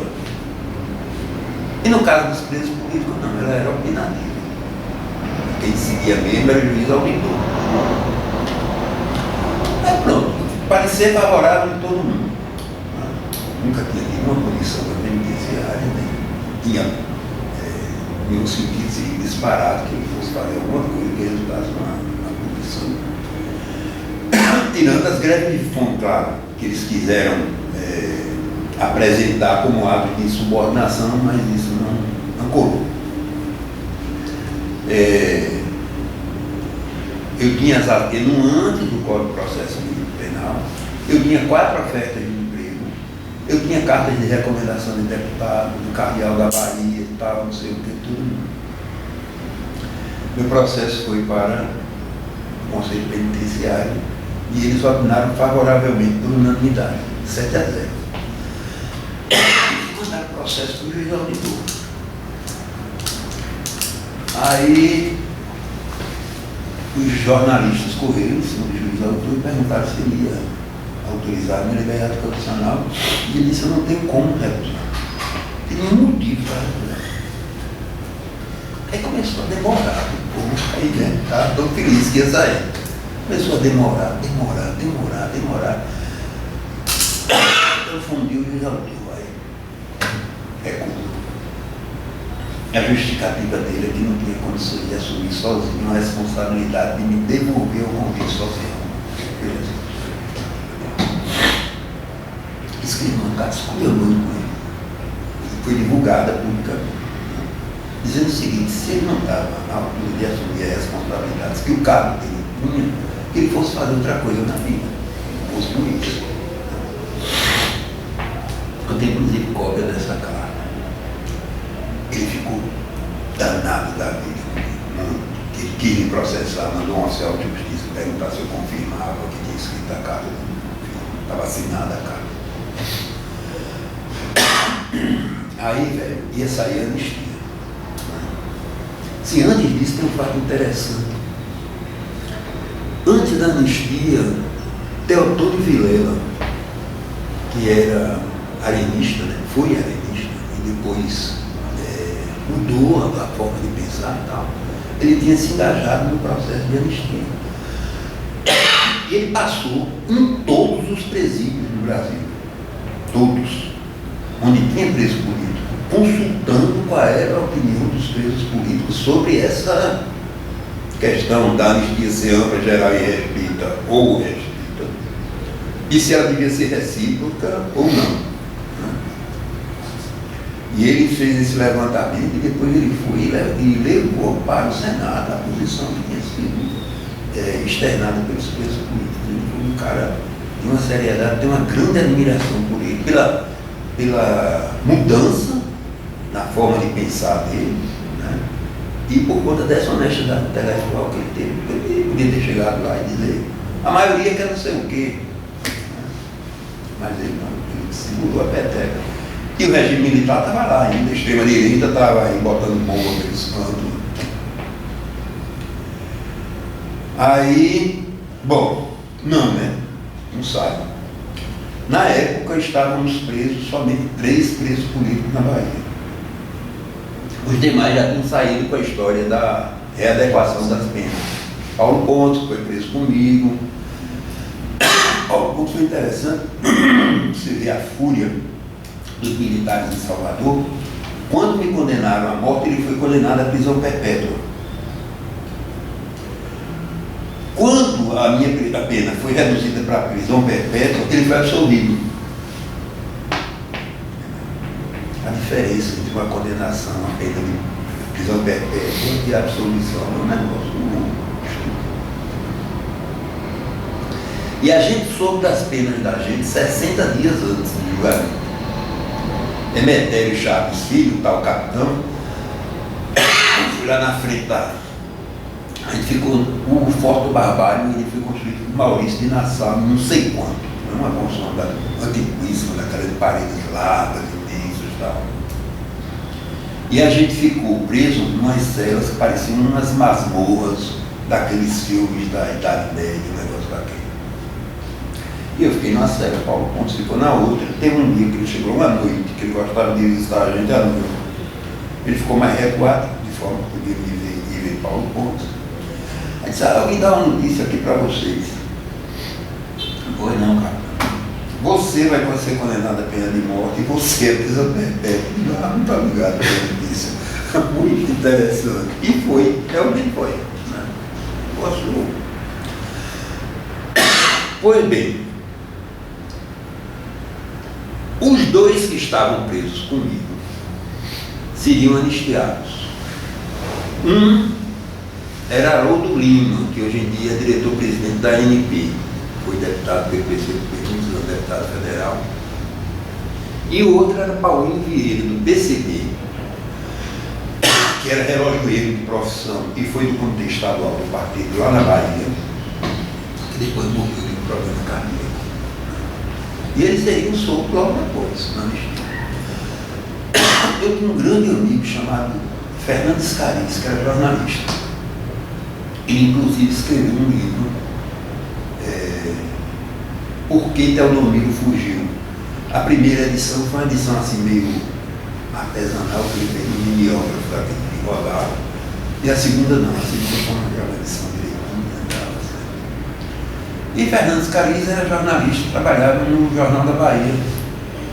E eles foram entrevistar lá o Dr. Carlos Magalhães, que era governador na época, a respeito de qualquer assunto, lá não lembro qual foi o assunto. Aí quando terminou a entrevista, que todo mundo ligou o gravador, você ficar a conversa em off, aí esse carinha virou para ele e disse, o Teodomiro vai sair ou não vai? Aí disse que ele virou para esse cara e disse, rapaz, não sei não, porque você sabe que penitenciário tem muita briga de preso e tal, a gente nunca sabe o que, vai acontecer com a pessoa. Né? E eu saí os 2 para ele ficar sozinho na penitenciária, veja bem. Aí eu digo, não vou ficar, não vou pagar para ver um negócio desse. Né? Porque era certo que o STM ia me soltar, não tinha dúvida, e como ele não soltar. Entendeu? Mas, entre a tramitação do processo e o alvará chegar na penitenciária, podia algum preso querer brigar comigo. Aí eu resolvi fugir. Foi uma coisa assim de uma hora para outra. Eu digo, agora eu não vou ficar aqui não. Aí conversei com o partido, conversei com, que naquela época ainda estava organizado, já, mas muito fraco, o país ainda tinha organização, e com o pessoal da Igreja Católica, que era muito ligado a gente, dos padres, o padre Renzo Rossi, e, que era secular, italiano, e o padre jesuíta Cláudio Perani. Renzo ainda está vivo, está da Itália agora, porque ele teve problemas cardíacos, e o cardeal de Florença mandou que ele voltasse. Cláudio Perani morreu quando era provincial da província norte dos jesuítas, eu acho que tem uns 2 ou 3 anos. Então, sim, naquela época aí a coisa já tinha melhorado mais ainda, né? O diretor da penitenciária era um cara que tinha sido do Partido Socialista Brasileiro, Mário Conceição. Tinha 3 presos numa galeria com 20 celas e 3 guardas para tomar conta da gente. Quer dizer, um desmantelo numa penitenciária que tinha necessidade de funcionário. E ele gostava muito de conversar comigo. Aí, um dia a gente estava conversando lá, reclamando da necessidade, da carência de funcionários, não sei o que, e tal. Rapaz, questão de administração. Porque você pode perfeitamente tirar os 3 guardas que estão lá na galeria da gente. A gente assume o compromisso de abrir e fechar as celas nas horas certas e você não vai ter problema nenhum contra isso. E ele fez. Então, e a gente cumpriu rigorosamente isso. Aí durante meses, a gente passou uns 8 meses nesse esquema e ao mesmo tempo a gente recebeu autorização para circular na área externa do presídio, que era onde moravam os presos de bom comportamento. Os presos de bom comportamento, eles não ficavam presos no presídio. Eles moravam com as famílias em casas do lado de fora. Não tinha nenhum controle, não tinha nenhuma vigilância, não tinha nada. E raramente tinha uma fuga de uma pessoa dessa. Eles cumpriam a pena, pediam um condicional e tal. E aí, e era um lugar lindo. Tinha uma pedreira lá, um lago, uma antiga pedreira que ficava num buraco grande, cheio de água da chuva, era um lugar ótimo para nadar, sempre, meio com o peso das cobras, mas a gente nadava lá. E tinha muita planta, tinha muita samambaia, tinha orquídea e tal. Então a gente acostumou a sair cedo. A gente tinha que abrir às 6 horas, a gente abria e tomava café. Quando dava às 6h30 a gente saía. Quando dava 16 horas, que era a hora de voltar, a gente voltava no ponto. Nunca passava 16 horas. E foi. E vocês saíram para onde? Para o lado externo? Para o lado externo, era do mato. Era um matagal que não tinha mais tamanho. Entendeu? Uma área imensa. E não tem. Outro dia eu fui lá participar da comemoração dos 40 anos da anistia e acabei indo lá na penitenciária formar uma comitiva para ele. Aí o pessoal começou a fazer uma greve no país inteiro para que a anistia fosse ampla, geral e restrita. E a gente lá em Salvador aderia às greves sempre no começo. Dessa vez a gente não aderiu, porque a fuga estava sendo preparada. Uma pressão em cima da gente. Eu pensei do bem em cima de Haroldo Lima. Que diabo é isso? Você não vai entrar na greve, não sei o que e tal. Eu disse, olha, depois eu explico, mas eu não posso entrar agora. Aí pronto, um dia eu saí. Sim, e outro detalhe, a troca da guarda lá ocorria às 8 horas. O guarda que lhe via sair não estava mais quando você voltava. Entendeu? Aí eu saí. Como saí todo dia? 6h30 e tal, falei com o pessoal, tá? Fui embora, atravessei, peguei o carro, estava me esperando e fui embora.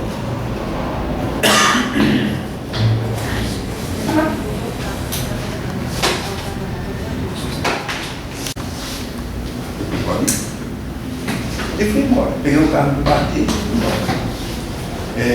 O partido tinha um aliado lá em Salvador, que era um cara de uma família muito rica, que tinha fazendas, não uma fazenda só, fazendas de cacau e uma fazenda de gado no sul da Bahia. Então eu passei uns 15 dias hospedado na fazenda de cacau em Ilhéus. Depois eu desci para uma fazenda de gado em Itambé. Mas o problema é que ele não era proprietário dessas fazendas sozinho. Era um grupo de irmãos e o resto era tudo muito conservador. Né? Aí eu entrei no esquema da Igreja Católica. Passei um tempo escondido no mosteiro das Beneditinas em Vitória da Conquista. E depois saí de lá e fui para uma fazenda dos padres poloneses que administram o Santuário do Bom Jesus da Lapa. Eu fiquei lá. A minha intenção era sair direto. Eu tinha modificado muito a fisionomia, eu tinha barba, tinha raspado, tinha um óculos grosso, de plástico, preto, tinha trocado por um óculos de metal.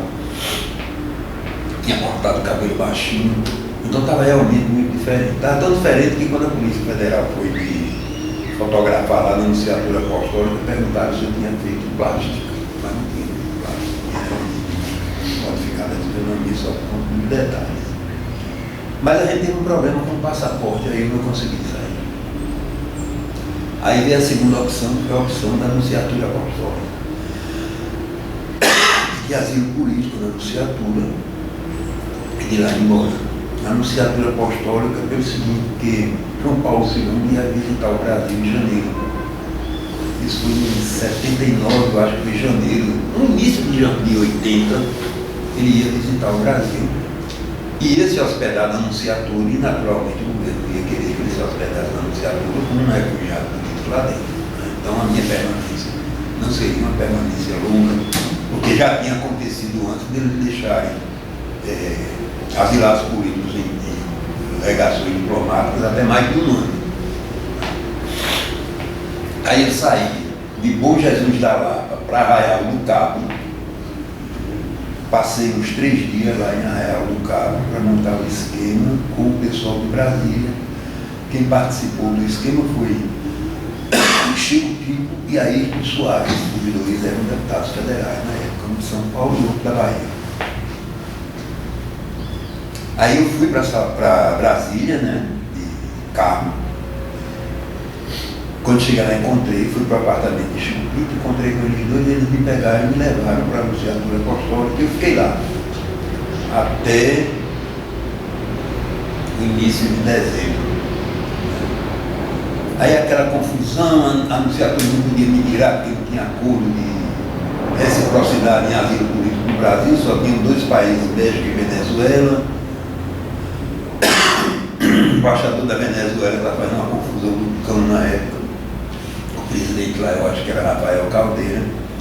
E eu acabei indo para o México. O Múcio começou a pressionar por conta da visita do Papa e tal. E no fim das contas, a minha permanência na Nunciatura foi mais longa, porque naquela época a Zerida da Silveira, que era ministro da Relações Exteriores, estava viajando para tudo quanto era fazendo não sei o quê. E parar em Brasília para assinar o meu salvo-conduto. Mas afinal, ele assinou o salvo-conduto e eu acabei indo para o México. No período que eu fiquei na Nunciatura Apostólica, a extrema-direita tentou me matar com a carta-bomba e quase mata o secretário da embaixada. Eles mandaram um caderno do SEAS. SEAS é um centro de estudo da Bahia, conhece? Foi bem. Cláudio Perano foi um dos que participaram da fundação do SEAS, junto com o Joviniano Neto, né, que era um dos mais ativos. Pois bem, botaram então o caderno do SEAS dentro do envelope pardo, endereçado para mim, e mandaram. Foi postado em Brasília. Correspondência. Aí Renato Martins era o secretário na época da embaixada da Nunciatura. Recebeu a correspondência. E tem um negócio de uma convenção de Honduras ou de Viena, não sei de onde é a convenção, que obriga a pessoa da representação diplomática, quando alguém está de lado, a abrir a correspondência, como se fosse para fazer uma censura, para ver se não está havendo interferência nos negócios internos do país, onde eles estão, etc. Então ele abriu e tentou puxar o caderno, e ele não saiu. Ele é muito metódico, esse cara depois ficou muito meu amigo, muito mesmo. Foi anúncio na Tailândia, e depois foi representante do Vaticano na ONU, naquela conferência das mulheres. Criou uma maior confusão por conta do acordo. Aí o que é que ele fez? Ele cortou com a espátula os 4 lados do envelope. Aí pegou, levantou. Quando ele levantou, ele viu aquele negócio lá dentro, né? Saquinho explosivo e tal, etc. E ele disse que ele não se tocou para aquilo. Aí o que é que ele pensou? Que povo mais imbecil, não vê que Teodomiro é ateu, não acredita em macumba. Aí fechou o negócio e botou dentro da gaveta do bilu dele. Aí ele disse que de noite estava na cama, se preparando para dormir, aí sentiu gelar. Macumba. Aí ele ligou para a embaixada dos Estados Unidos e veio o pessoal da CIA e desmontou a bomba, é uma bomba, entendeu? Ele escapou de morrer por conta de ser um cara extremamente metódico, porque senão ele tinha acabado ali. A anunciatura fez um protesto junto ao governo brasileiro, e aí acabou o negócio, né? Aí eu saí, fui para o México, passei 10 dias. Antes do México, como é que foi a repercussão na imprensa e quando notaram que você tinha escapado? E os outros 2 que ficaram? Como é que ficou essa? Eles foram anistiados. Mas ele saiu antes de você? Depois. Haroldo Lima esperou 2 dias depois que eu saí da penitenciária para anunciar que eu tinha saído e que ele ia entrar em greve de fome. Os caras só descobriram 3 dias depois. Quando eles descobriram, eu já estava em Ilhéus há muito tempo. Quer dizer que precisou Haroldo anunciar para ele? Foi. Não tinha mais guarda na galera. Aí ninguém entendeu, o povo entendeu, porque foi que Haroldo não tinha entrado na greve. Porque ele estava esperando que eu fugisse. Aí você foi para o México, ficou 10 dias. Sim, mas você fez a pergunta e eu me lembrei de outra coisa. Não, quando você saiu, como foi a repercussão? Isso, a repercussão. Veja, a repercussão foi muito grande, saiu no Fantástico, né? Para você medir assim o negócio, saiu no Fantástico. E Gilberto, que era um dos donos da fazenda que tinha me levado para lá, disse que estava em casa tomando um cafezinho. Quando a notícia, ele começou a tremer. E o café derramou, a mulher dele virou e disse: você está mentindo nessa história. Ele disse: não, não. Mas, depois disso, começou aquela agitação. Cadê Teodomiro? Está no salão, não sei o que e tal. A gente tinha uns contatos na imprensa e a gente queria limpar o terreno. Aí a gente conseguiu passar a versão de que eu tinha sido entrevistado em Portugal. Aí saiu publicado em vários jornais. Quando isso saiu publicado, que aí ninguém disse, porra, ele foi embora, não conseguiu sair, foi aí que eu saí de Bom Jesus da Lapa para Arraial do Cabo e fui sem problema, porque os caras pensavam que eu já tinha. Saiu na tribuna da imprensa, saiu no Globo, saiu em vários jornais. Saiu um dia, no outro ninguém repercutiu e tal, então estavam me procurando na França para fazer uma entrevista, o governo francês eu ainda não tinha chegado lá. Mas foi interessante isso, foi bem feito, né? Mas então ter ido a bomba lá para o... mas aí porque você já estava negociando na anunciatura, eles já sabiam onde você estava. E aí quando eu cheguei na anunciatura, aí no outro dia foi uma divulgação imensa, não estava em Portugal coisa nenhuma, estava aqui, e asilou-se na anunciatura, e lá vai. Quando o Chico Pinto me deixou lá, e aí Ayrton Soares, eles saíram e começaram a telefonar para os jornais. Daí a pouco a anunciatura estava assada, jornalista. Conseguiram tirar umas fotografias e tal, depois do Renato chegou e botou todo mundo para fora, danado da vida, bicho, quase com essa história. Depois eu disse que depois que eu saí da anunciatura, nunca mais deixaram o portão aberto.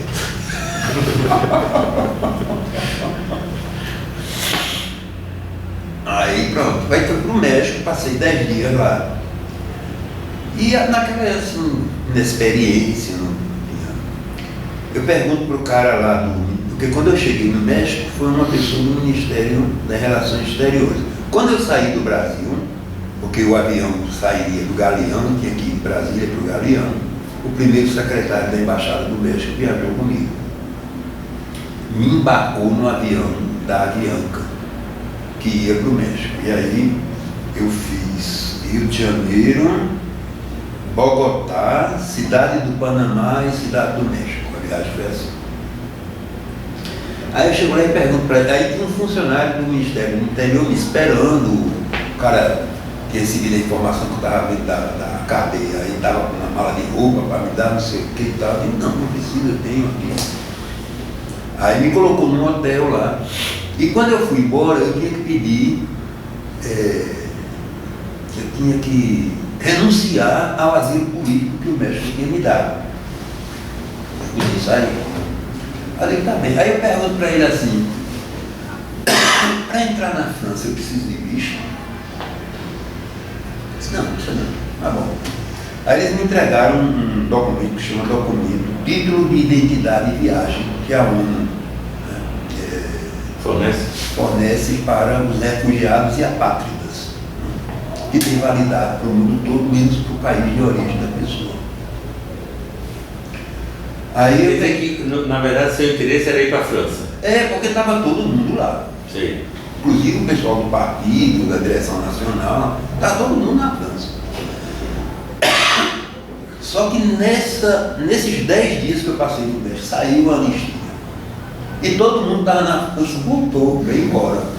Pô, mas ninguém lá ficou.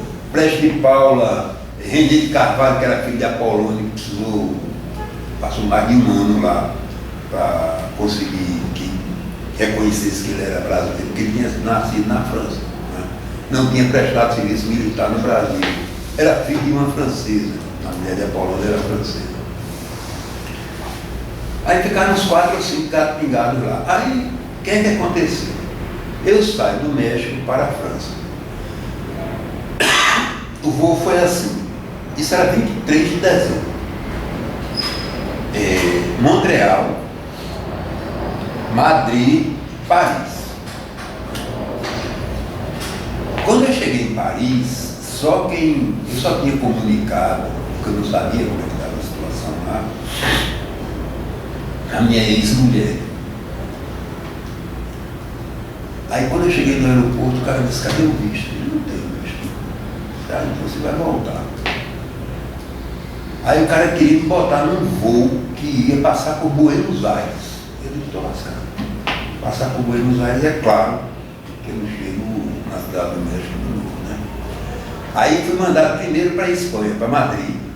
Eu cheguei lá, fiquei no aeroporto, aí enquanto isso ninguém começou a agitar. Na França foi difícil, porque todo mundo já tinha saído de Paris para ir para essas regiões e tal, para comemorar o Natal com as famílias e lá vai. Mas eu sei que no fim o pessoal conseguiu juntar. O pessoal da OFPRA, o escritório francês para refugiados e apátridas, e da Anistia Internacional, uma senhora muito interessante chamada Cindy. E aí eles entraram em contato com o Ministério das Relações Exteriores e ele me deu um laissez-passer para eu entrar na França e ficar 10 dias lá enquanto não resolvia. Aí voltei em Madrid, um monte de pensa numa viagem. Cidade do México, Montreal, Madrid, Paris, atenção de Paris, Madrid, volta para Paris. Aí estava morto de cansado, eu quase não comemorei a chegada, mas estava uma festa lá no foyer. Nessa época, os padres operários tinham um convento muito grande lá, em Fontenay sous Bois, e eles tinham reservado um corredor com vários quartos dos dois lados para famílias de refugiados latino-americanos. Então, quando eu cheguei lá, eles tinham preparado uma recepção muito legal, com champanhe, com Que ano foi isso? 80? Foi em 79. Eu cheguei no dia 23 de dezembro de 79. E fiquei lá até 85. Novembro de 85, é isso mesmo, novembro de 85. Aí pronto. Quando cheguei lá, primeiro fui procurar um trabalho que me exigisse qualificação profissional, porque eu não tinha nenhuma. Eu tinha acabado de concluir o curso secundário quando fui preso, né? Aí fui pintar a parede. Tinha um rapaz lá, Dominique Mineiro, que me foi assim de uma grande solidariedade e de muita ajuda, porque ele era um falador compulsivo e não admitia que você não respondesse, que você não interagisse com ele. Então eu aprendi francês com o Dominique, pintando parede. Era o dia todo o cara falando, perguntando coisas, não sei o que e tal. E eu acabei aprendendo bastante rápido. Eu tinha assim alguns rudimentos de francês, porque eu fui aluno do Colégio Marista, eles são uma congregação de origem francesa, e eles ensinavam francês na época que eu estava lá. Mas era aquele negócio de rudimento mesmo, né? Bom dia, boa tarde, obrigado. Eu aprendi francês realmente com o Dominique, né? Aí trabalhei 6 meses com ele, né? Mas eu tinha muita vontade de trabalhar numa fábrica, porque a minha escolha tinha sido uma escolha teórica, né? Pela classe operária. Eu queria ver como era realmente. Na França tem uma entidade governamental chamada Associação para a Formação Profissional dos Adultos. Ela faz parte do programa do seguro-desemprego. Quando alguém fica desempregado,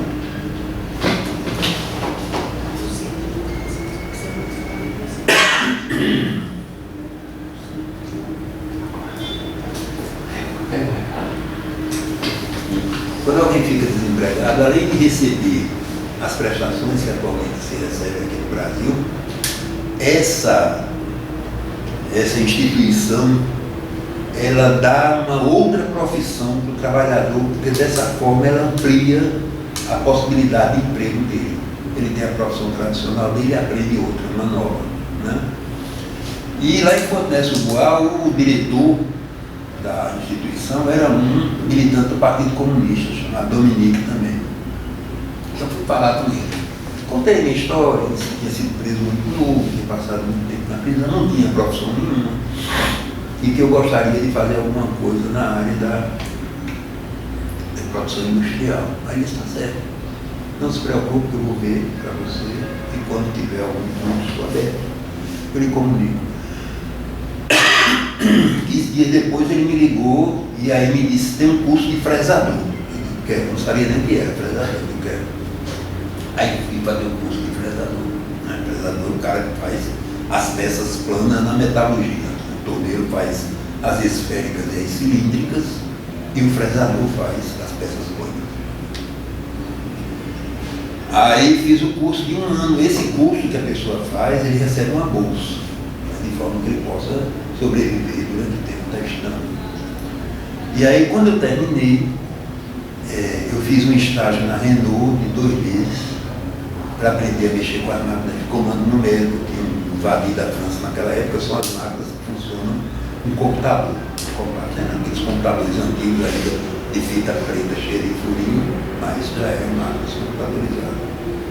E em seguida eu comecei a trabalhar numa fábrica perto lá de onde eu morava, que fazia peça de precisão para a indústria de material bélico.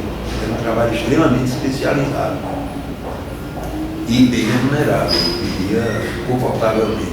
E lá nessa fábrica eu trabalhei desde que terminei o curso até quando a comutação da minha pena saiu.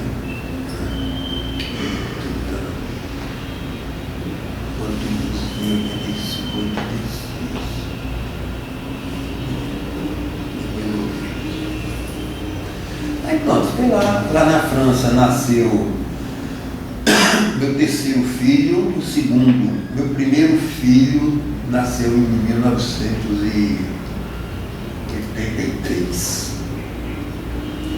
Meu segundo filho nasceu em 79 e o terceiro nasceu em 80. Esse nasceu lá em Paris. O segundo que nasceu no Brasil nasceu em agosto, o mês que eu fugi da penitenciária. Ele deve ter nascido 10 dias antes da minha fuga. Aí quando saiu a comutação da minha pena, eu voltei para o Brasil. Nessa época eu tinha me separado da minha primeira mulher e tinha casado com uma segunda, que era aposentada agora, promotora de justiça de Recife, professora da Faculdade de Direito, Marília Fragoso. Aí quando eu cheguei aqui, o mesmo drama de antes. Eu tinha começado a estudar economia em Vincennes. Aí não gostei do curso, acabei abandonando e depois comecei a estudar ciências políticas na Sorbonne. Só que quando a comutação da minha pena saiu, eu só tinha feito, não tinha chegado nem na metade do curso ainda. Aí tá, voltei para o Brasil do mesmo jeito que tinha saído daqui, com o curso médio. Né? Aí abriram 2 concursos aqui, um para a CELP, que na época era do governo do Estado, e outro para a Justiça Federal. Aí eu fiz os 2 concursos e passei neles 2. E ao mesmo tempo eu fiz o vestibular para Direito. E escolhi Direito por uma questão assim, extremamente pragmática. Porque era o curso que me permitiria começar a ganhar dinheiro antes de terminar a faculdade, como estagiário. Aí tomei posse na CELP, passei 6 meses lá. Depois fui chamado pela Justiça Federal, eu trabalhei 5 anos na Justiça Federal e nesse período terminei o curso de Direito e aí me interessei pelo Direito. E pelo Direito do Trabalho em especial, porque tem uma vinculação muito grande com o que eu penso da vida, com minhas ideias, o direito do trabalho é o direito de proteção ao trabalhador. E lá vai. Aí quando eu terminei o curso de Direito, eu fiz um concurso. Sim, aí eu tinha me separado da minha segunda mulher e tinha me casado com a minha atual mulher. Estamos casados há 20 anos e tivemos uma filha, a minha caçula. Aí pronto, fiz o concurso para juiz de trabalho. Em 93 eu tomei posse, em março de 93, e estou aí agora querendo me aposentar com o tempo que foi deferido pela Comissão da Anistia. Estou esperando a burocracia de lá. Tá certo? Não, estou só pensando.